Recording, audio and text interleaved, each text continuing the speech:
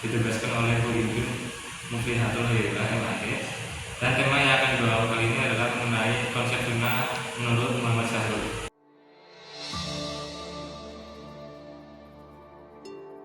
Tentang pemikiran Muhammad Syahrul terkait garis dan sunnah, mari kita berkenalan dulu dengan siapa itu Muhammad Syahrul. Ya, jadi Muhammad Syahrul mungkin nama lengkap Muhammad Syahrul Ibnu Dalid, lahir pada 11 April 1983 di Damaskus, Syria. Dia mempunyai latar belakang keluarga yang sederhana. Dia memiliki seorang ayah yang bernama Dalid Ibnu Dalid, adalah seorang tukang celup, dan ibunya Siddiqah binti Salih adalah seorang ibu rumah tangga. Syahrul memiliki 5 anak dari istrinya Azizah, yaitu Tariq, Alais, Basrul, Masum, dan Rima. Sirah tempat ia tumbuh adalah negara yang memiliki sejarah panjang, benturan antara tradisi keagamaan dan pengaruh modernisasi Barat. Invasi Prancis dan modernisasi Turki di bawah dinasti Utsmaniyah turut mempengaruhi dinamika masyarakatnya. Dalam konteks ini pula muncul tokoh-tokoh seperti Jamal al-Din, Al-Afghani, dan Al-Qasimi yang memberikan dasar pemikiran toleransi, reformasi. Pendidikan Syahrul dimulai di Damaskus hingga ia lulus dari sekolah menengah Abdul Rahman Al-Tawakibi pada tahun 1957. Tahun berikutnya ia mendapat beasiswa untuk melanjutkan pendidikan di Saratov, Moskow, Uni Soviet, di mana ia menyelesaikan diploma teknik sipil pada tahun 1964. Setelah itu ia kembali ke Syria dengan gelar sarjana teknik sipil dan mulai mengajar di Universitas Damaskus. Pada tahun 1968, ia dikirim ke Irlandia untuk melanjutkan studi di Irlandia University. Ia meraih gelar magister pada tahun 1969 dan doktor pada tahun 1972 dalam bidang mekanika pertahanan dan migrasi. Setelah itu, ia menjabat sebagai profesor teknik sipil di Universitas Damaskus hingga 1999. Selain di bidang teknik, Syahrul juga dikenal karena pemikirannya dalam kajian Islam.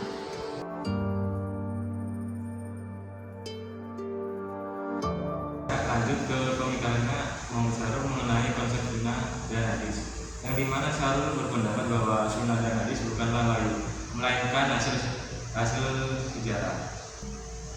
Ini tentu berbeda dengan pandangan jumhur ulama yang menganggap hadis dan sunnah sebagai sumber hukum setelah Al-Quran. Syahrul bahkan membagi sunnah menjadi dua, yaitu sunnah al-nubuwah dan sunnah al-risalah. Nah, untuk lebih detailnya kita bahas satu persatu. Yang pertama adalah sunnah al-nubuwah, yang dimana menurut Syahrul sunnah al-nubuwah adalah aspek kehidupan Nabi Muhammad SAW sebagai manusia biasa, yang dimana seperti cara berpakaian, cara makan, cara minum, maupun perilaku personal yang dimana itu tidak wajib diikuti. Risalah adalah ajaran Nabi sebagai Rasul yang berkaitan dengan hukum dan ajaran agama. Menurut Syahrul harus diikuti selama tidak bertentangan dengan Al-Quran. Tapi menariknya, Syahrul mengatakan bahwa ada hadis yang bertentangan dengan Al-Quran. Jadi hadis tersebut itu harus ditolak meskipun hadis itu sah. Ini tentu kontroversial ya, karena menurut Islam ajaran sahih dari Bukhari dan Muslim dianggap otoritatif. Tapi Syahrul berani mengkritik bahkan menolak hadis tertentu, terutama yang berkaitan dengan perkara gaib dan mukjizat. Ya, contohnya seperti hadis tentang terbangnya bulan atau betul-betul hari kiamat, yang dimana menurut Syahrul hal tersebut harus ditafsirkan secara kontekstual. Lebih jauh lagi, Syahrul mengkritik proses kodifikasi hadis yang menurutnya syarat muatan politik. Ia melihat bahwa pembukuan hadis di masa Bani Umayyah dan Bani Abbasiyah tidak lepas dari kepentingan kekuasaan. Ya, ini sesuai dengan tujuan-tujuan yang dimana bahwa beberapa hadis difungsikan untuk kepentingan legitimasi penguasa. Dan bahkan Syahrul mengatakan bahwa sebagian hadis adalah hasil ijtihad politik. Tapi tentu saja pandangan ini mendapat banyak kritik. Ulama fasik sudah mengembangkan ilmu jarh wa ta'dil untuk menyaring hadis yang sahih dan palsu. Ya, Syahrul memang ingin membuang ruang ijtihad lebih luas, yang dimana ia beranggapan bahwa Islam adalah agama yang memberi kemudahan, jadi ajarannya harus fleksibel sesuai dengan perkembangan zaman. Makanya ia menggunakan pendekatan linguistik yang mendalam. Ia berpendapat bahwa bahasa Arab tidak ada sinonim, Jadi setiap kata Al-Quran mempunyai makna yang spesifik. Nah, hal ini juga yang mempengaruhi Muhammad Syarul dalam memahami teks Al-Quran dan hadis, yang dimana ia tidak hanya berpegang pada teks tetapi juga konteksnya. Nah, pertanyaannya, bagaimana seharusnya kita menyikapi pemikiran Syarul ini? Apakah kita bisa menerima sebagian dan mengkritisi sebagian lainnya? Menurut saya pemikiran Syarul ini adalah tantangan sekaligus peluang, di mana kita diajak untuk tidak hanya menerima tradisi tetapi juga berpikir kritis dan kontekstual. Tapi tentu saja kita harus berhati-hati, jangan sampai semangat pembaruan malah membuat kita mengabaikan prinsip-prinsip dasar agama. Tentu saja, saya setuju. Ini adalah PR besar untuk kita sebagai umat muslim untuk lebih banyak belajar dan mengkaji lebih dalam ajaran-ajaran dan hukum Islam. Yang masih dalam pembicaraan yang sama mengenai konsep pemikiran Syarul dalam memahami konsep sunnah dan hadis, yang dimana tadi kita sudah membahas bagaimana Syarul membedakan antara sunnah al-nubuwah dan al-risalah. Betul, dan bagaimana ia menolak hadis yang menurutnya bertentangan dengan Al-Quran. Nah, kali ini kita akan masuk lebih dalam ke dampak pemikiran Syarul terhadap cara beragama umat Islam masa kini.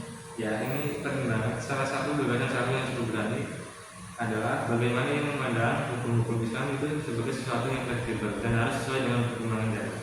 Mengembangkan konsep hudud Allah, yaitu batasan-batasan hukum dalam Islam yang sifatnya fleksibel.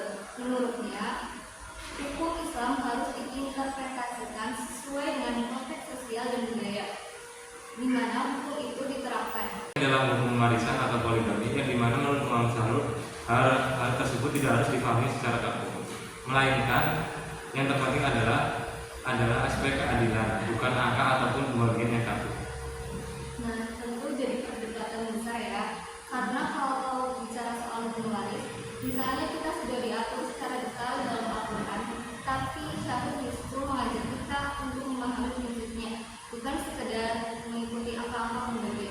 Di satu sisi, pemikiran Muhammad Syarul ini bisa menjadi solusi untuk masalah-masalah kontemporer, tetapi di satu sisi lain juga bisa dianggap terlalu bebas dalam menafsirkan hukum.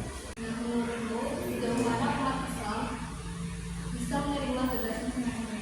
Menurutku, pemikiran Syarul ini bisa menjadi acuan pemicu diskusi, yang dimana pemikirannya tidak harus cuma secara fundamental, tetapi pemikiran juga bisa memberi masalah pilihan, yang dimana bisa jawab tantangan zaman sekarang, masalah tantangan zaman sekarang.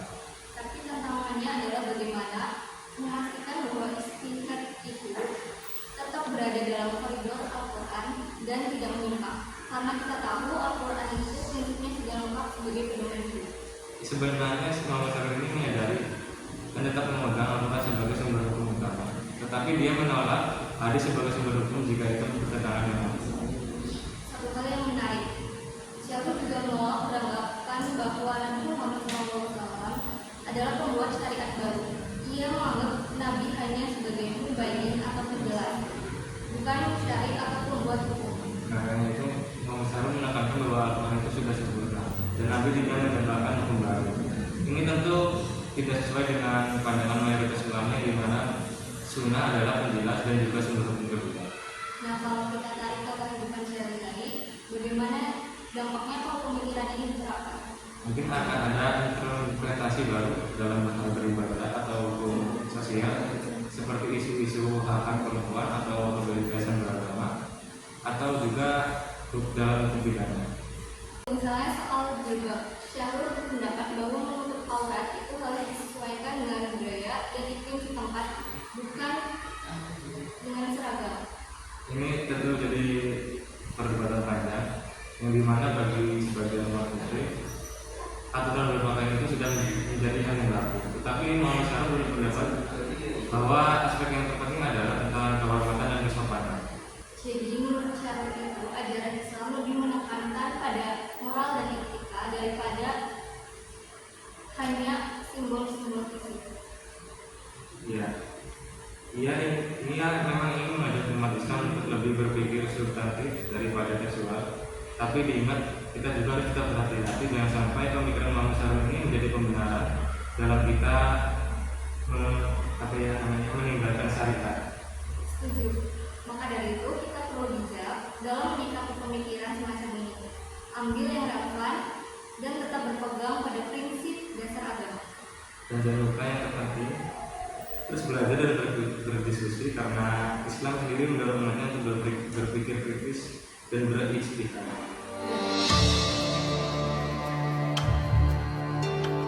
Kesimpulan dari obrolan kali ini, Muhammad Syahrur membedakan antara sunnah al-risalah dan sunnah al-nubuwah. Ia berpendapat bahwa hadis yang berkenaan dengan Al-Quran tidak bisa dijadikan dasar. Dan Nabi Muhammad SAW hanya bertugas menyampaikan waktu, bukan membuat kembali. Ia selalu juga mengenalkan konsep hudud Allah, yaitu batasan-batasan hukum dalam Islam yang menurutnya bersifat fleksibel dan bisa disesuaikan dengan kondisi sosial dan budaya. Misalnya dalam pembagian warisan atau poligami, ia lebih menekankan prinsip keadilan daripada aturan angka yang aku. Begitu juga soal jilbab. Syahrul berpendapat bahwa cara berpakaian harus disesuaikan dengan budaya dan iklim suatu tempat. Yang penting tetap menjaga kesopanan dan kehormatan. Pemikiran ini jelas memiliki pro dan kontra. Di satu sisi jadi solusi untuk masalah-masalah zaman sekarang. Di sisi lain, ada kekhawatiran pemikirannya terlalu bebas dan keluar dari jalur ajaran Islam. Karena itu penting untuk menyikapi dengan bijak, mengambil hal-hal yang relevan tapi tetap berpegang teguh pada dasar agama. Intinya diskusi ini mengajak kita untuk terus belajar dan berpikir kritis dalam memahami ajaran Islam agar tetap relevan dengan zaman tanpa meninggalkan nilai-nilai utama dalam Al-Quran. Yang dari kami, semoga video kita dapat menjadikan pembelajaran mengenai pemikiran Muhammad Syahrul terkait konsep hadis dan sunnah. mohon maaf jika ada salah kata pengucapan dalam video yang saya sampaikan, yang kita sampaikan. Kurang lebih mohon maaf. Wassalamualaikum warahmatullahi wabarakatuh.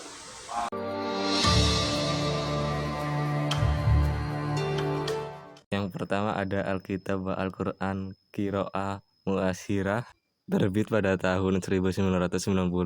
Karya ini adalah magnum opus Syahrur. Ia memperkenalkan metode baru untuk memahami Al-Quran dengan pendekatan linguistik dan hermeneutik.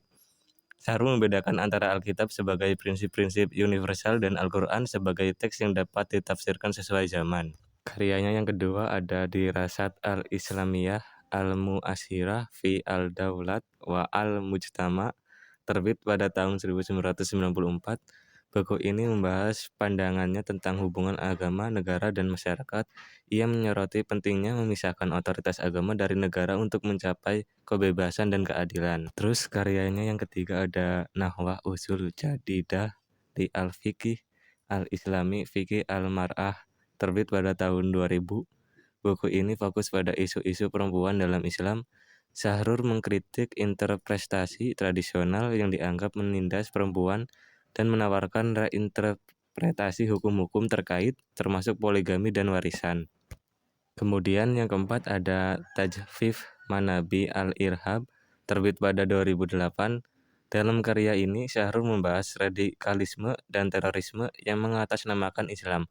Ia menganalisis akar penyebab ekstremisme dan menawarkan solusi melalui reinterpretasi ajaran Islam yang lebih kontekstual. Selanjutnya yang kelima ada Al-Islam wa Al-Insan min Maufid Al-Mudhlaq ila Maufid Al-Nisbi, terbit pada tahun 2011. Buku ini mengeksplorasi hubungan antara Islam dan kemanusiaan, menekankan bahwa Islam harus menjadi sumber moral universal tanpa kehilangan relevansi dengan konteks lokal dan temporal. Yang keenam ada Qiraah Mu'asyirah di Al-Quran Al-Nubuwah wa Al-Risalah, terbit pada tahun 2014. Dalam buku ini Syahrul membahas konsep kenabian dan kerasulan, menyoroti makna wahyu dalam konteks modern dan bagaimana pesan Islam dapat tetap relevan di dunia kontemporer. Yang terakhir dan yang ketujuh ada Al-Sunnah Al-Rusliyah wa Al-Sunnah Al-Nabawiyah Ru'yah Jadidah, yang terbit pada tahun 2017. Syahrul membedakan antara sunnah Rasul, praktik yang bersifat kenabian, dan sunnah Nabawi, praktik sosial Rasulullah. Ia menekankan bahwa yang harus diikuti adalah prinsip-prinsip universal yang diajarkan Rasulullah, bukan detail teknis yang kontekstual.